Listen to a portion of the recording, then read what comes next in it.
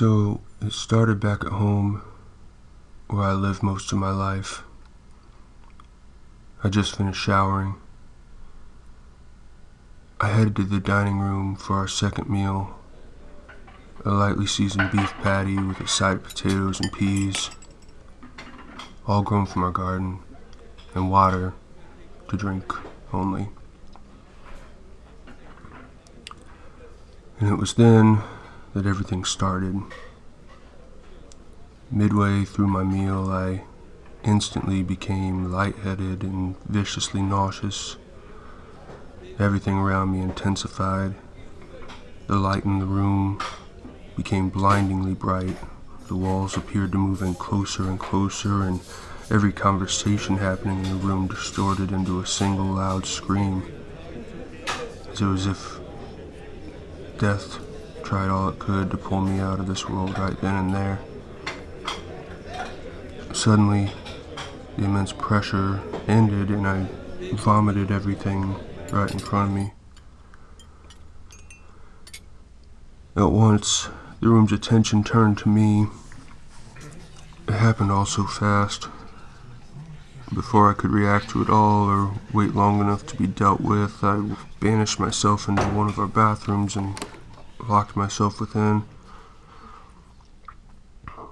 Inside a stall, I finished puking what was left inside, although nothing was coming out anymore. I'd recovered already, as my heaving faded. My body hadn't. Looked up at the wall before me, and I stared at this hung painting that I'd always known was there, but this time appeared different. Brush strokes identified thicker than what I'd known, and colors seemed to discern with greater divide than ever. Despite my familiarity with this image, I felt as if for the first time then that I just began to really see it. As I regained composure, a knocking came from outside the door. Briefly, the knocking halted completely, but that shard of peace was soon interrupted by a mess of jingling keys. I panicked, and I didn't know what to do. Out of gut instinct, I grabbed the toilet plunger next to me and bashed open the small window above where I was. I proceeded to lunge myself up and into it without looking back or thinking back. I ran and ran and ran until everything went black for me.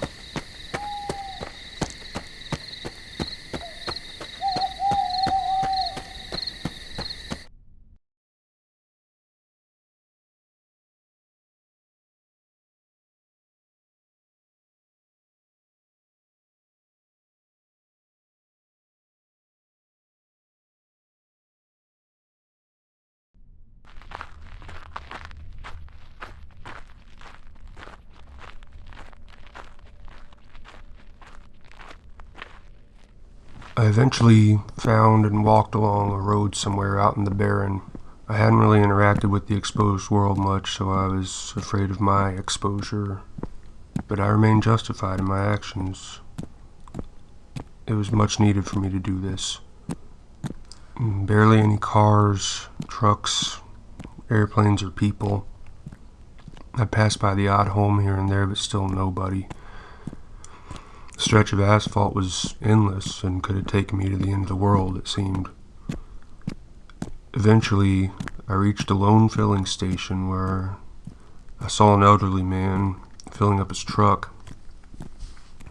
I approached him to see if he'd be willing to help me and guide me, and instead he just backed off in defense before yelling cruel language at me.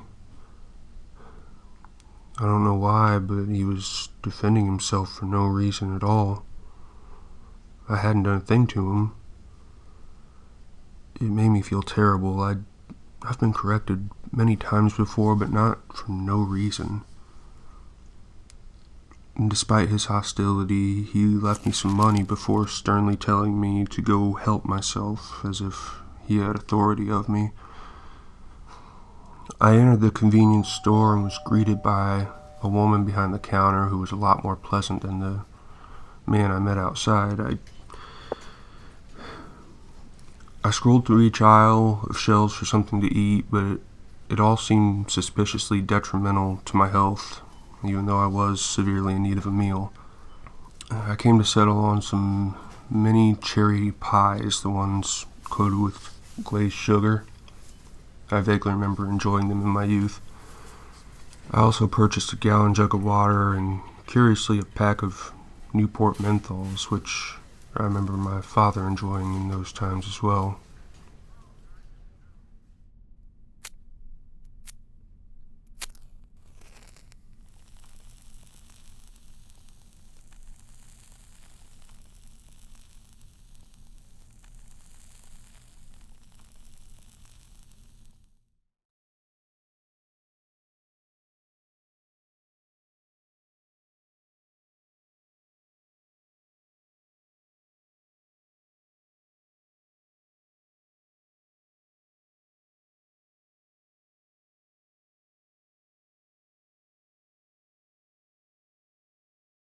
From there, I just kept walking.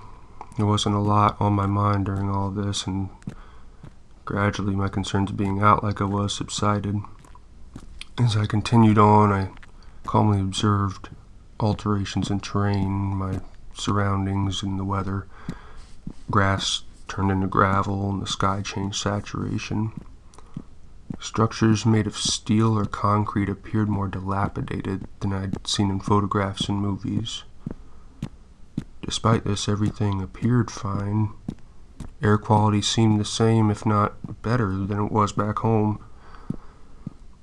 At a distant point, I wound up in some really bad rain.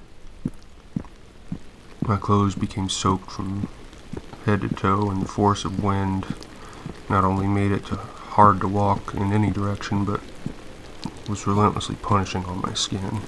As each little drop pelted my exposed flesh, it felt like being stabbed from all over by tiny needles.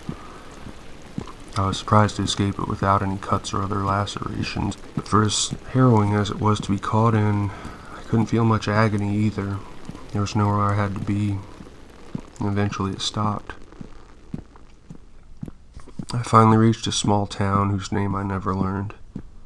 I was starved once again from my travels, and so I just entered the first diner I came across. There weren't too many people inside. The servers asked if I needed any help before letting me sit down and order, which was actually kind of them. It was overwhelming seeing all the different meals this place offered, so I decided to make my choice a real treat to myself for once. Grilled beef, side of fried rice, and steamed vegetables. During my meal, I noticed a lone police officer constantly looking my way. He wore reflective sunglasses and just kept his attention stealthily towards me for the duration of my meal. He appeared expressionless. After I was done eating, I paid as quick as I could and made out the door. It was evening when I had entered this city. Many places seemed to be closed or too busy for my comfort. Knowing that I'm a stranger and all, I found a place that allowed me to borrow a room to sleep in. I thought I should figure out the rest the next day. Originally, I experienced some difficulty trying to convince the owner of this place to let me borrow, given that I possessed no identification or anything, but eventually he gave in and let me, out of sympathy, it seemed. Before I peeled off my white jumpsuit for the first time in days, which had now been horribly stained and smelled quite poor, I made sure to cover all the mirrors inside the room, using extra bed sheets to make the space safe for myself. I then took a much-needed bath. I must have been in there for an hour. After finishing and drying myself off, I lied down in bed and finally got to close my eyes.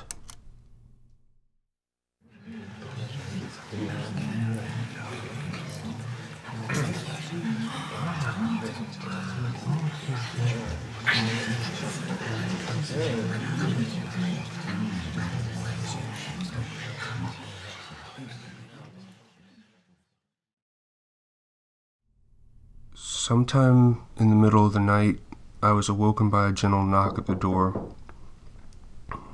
I put on my suit and carefully opened, and on the other side was Dr. Paul Brightwell. I couldn't believe it. I was both amazed and petrified. It was as if I was staring at a miracle, but the circumstances couldn't have been any worse. I knew why he was here and what I had done. I pushed back into my room and gently leaned against a wall. He entered with a patience and grace, with the slightest smile. He wore a bright white robe, and despite his old age, his skin seemed soft like a newborn's, and his eyes were free of burden. He looked almost more youthful than how he appeared in his television lectures. He sat himself down on the edge of the bed and gently pulled his hood off. I spoke no words or dared a sound. After a prolonged silence, Paul finally spoke to me, and he asked, "How does the poison taste?" Upon hearing these words, I was overtaken with extreme anger, which I did not expect from myself. I turned around and proceeded to tear off the covering from the mirror next to me as Paul stared right into it. Dr. Brightwell covered his face and fell onto the floor, screaming in agonized pain as his legs and feet kicked up and down on the floor.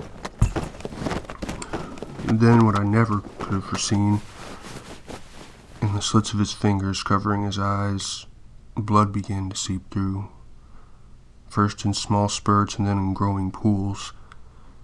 His white robe smeared itself dark red with each maneuver on the floor, and the man I once viewed as a teacher was now merely a wailing mess of flesh and blood in a dusty hotel room.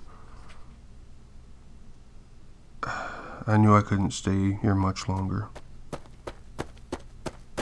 I fled into the parking lot and then into the night. I was gone.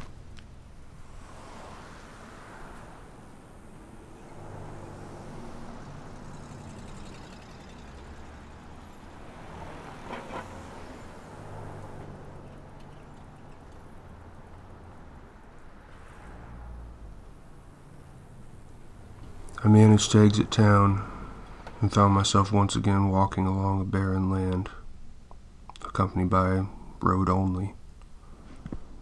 It was an especially cold and damp morning as dawn neared. Just as I thought I could forget and move on from what I had done and seen, I was stopped by the sound of a loud siren. A car pulled up next to me and out stepped the police officer I encountered earlier from the diner. When he began talking, it felt as if he had already had his case against me, but I just went along naively. He began asking me questions about my personal well-being and where I was headed off to. "To be free," I replied back. This only seemed to frustrate him the more I repeated myself. As he deemed my explanation unsatisfactory, he sternly insisted I ride back with him to his station for further questioning. And this did not sit right with me, so I told him to forgive himself and moved on. I then felt a thick, solid mass strike me from behind as I fell hard onto the soil below me. He forced his arms behind my back and began to sloppily recite rites that supposedly belonged to me. Perhaps Dr. Brightwell was right in his teachings all along. As I was coming to terms with my mistake, my foolishness was answered. As he had begun to cuff my hands together, I noticed the clouds above us turning a color I had only read and described in words, but not personally seen. Knowing I had no face covering, I accepted my fate. The clouds grew thick, and so did the air. A strong gust of wind blew across us before a violent windstorm followed. I closed my eyes as if that were to save me from doom.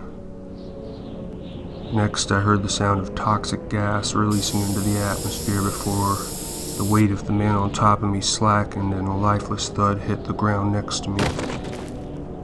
Any second now, I knew I'd meet the same fate. I closed my eyes and began counting to 10.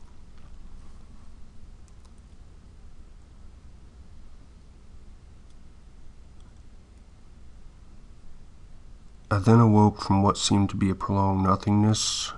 It had passed, and I was fine. I couldn't believe it. I was hit with this deep conflict. So off in the distance, I heard a familiar noise, and as I turned its way, I saw a white dot expand into a speeding van headed my way. In my mania, I sought to correct the laws of the universe and absolve my errors. I crouched down in running position, aimed towards the road, and just before the van met my direct line of vision, I threw myself onto the concrete.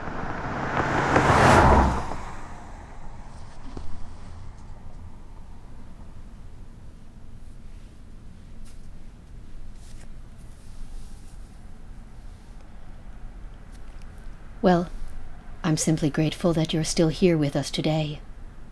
I really am. It appears you've been through a lot. Too much, I should add, and now it's time for you to get some rest and recover. I apologize for the trouble I've caused you and your family again, Mrs. Hill. I didn't.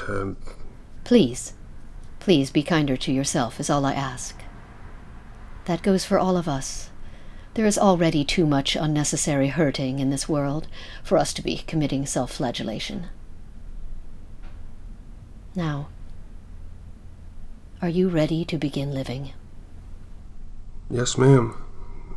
You've no idea how indebted I am to you to be given this second chance. Yes. Come. They've been anticipating your arrival.